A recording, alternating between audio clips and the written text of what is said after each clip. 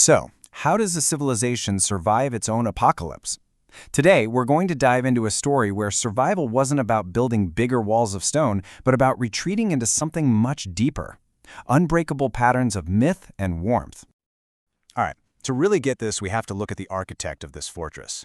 You see, before its world ended, the Persian mind had spent centuries developing this idea of the full-stack human. Think of it as the ultimate goal. You take the scientist, all logic, the map of the world, and you integrate them with the saint, that intuitive, spiritual side. You put them together, and you get this complete psychological armor, a fortress for the mind that seemed, well, pretty much invincible. But here's the thing about fortresses. They always get tested. And this one was about to face the ultimate stress test. Something was coming, a total systemic collapse.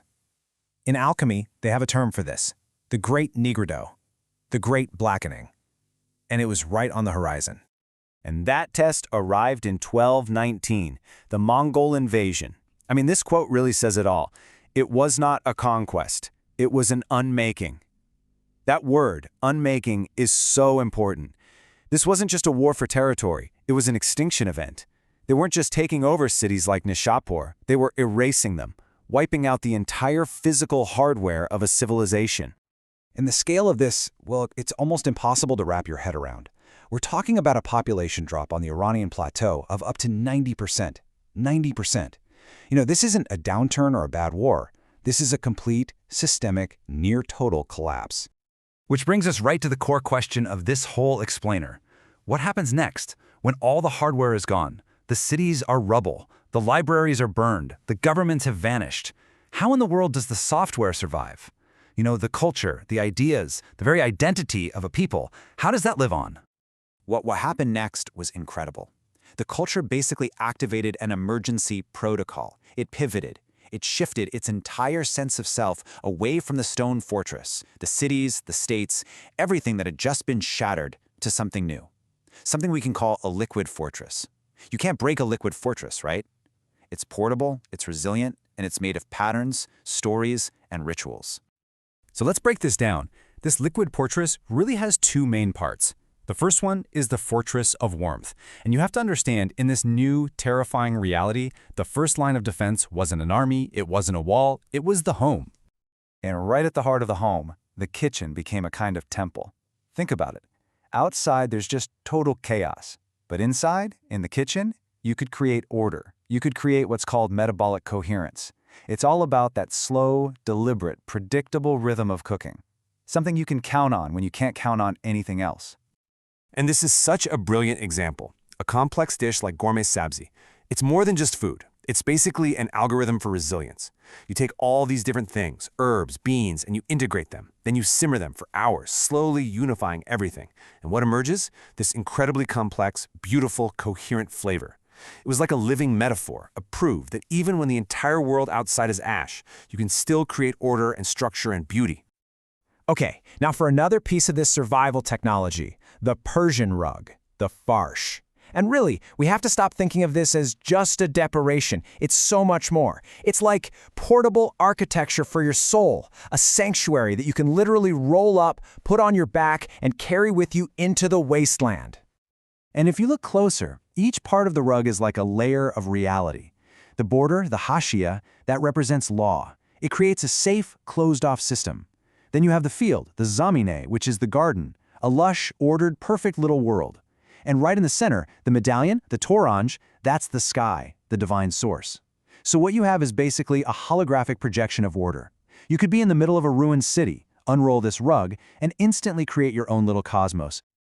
But a warm home and a beautiful rug can only get you so far, right? To truly survive this level of trauma, you need something else.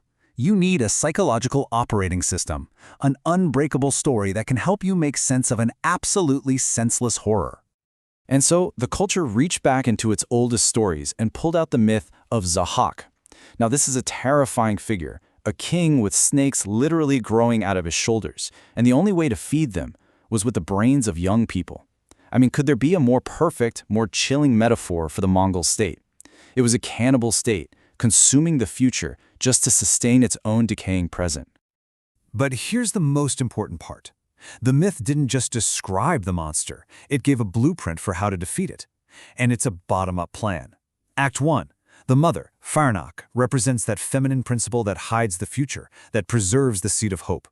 Then, Act 2, the rebellion doesn't start with a prince. It starts with Kaveh, a regular blacksmith, a worker, who raises his leather apron, the very tool of his job, as the first flag of revolt.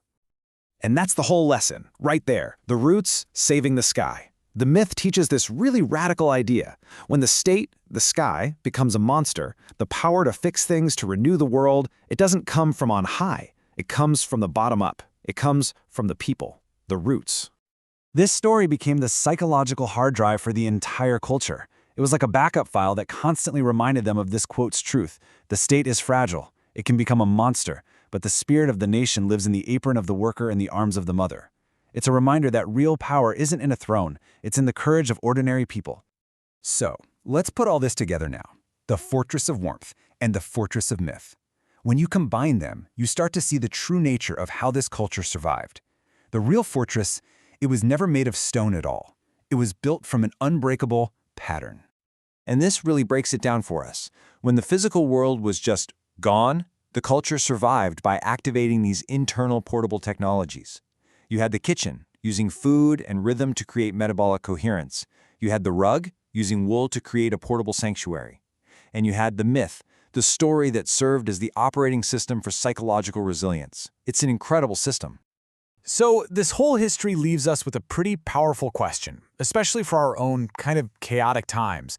When the big external structures in our world start to feel fragile, what are your unbreakable patterns? What are the rituals, the stories, the connections that you retreat into? The things that keep your world from falling apart? What is your liquid fortress?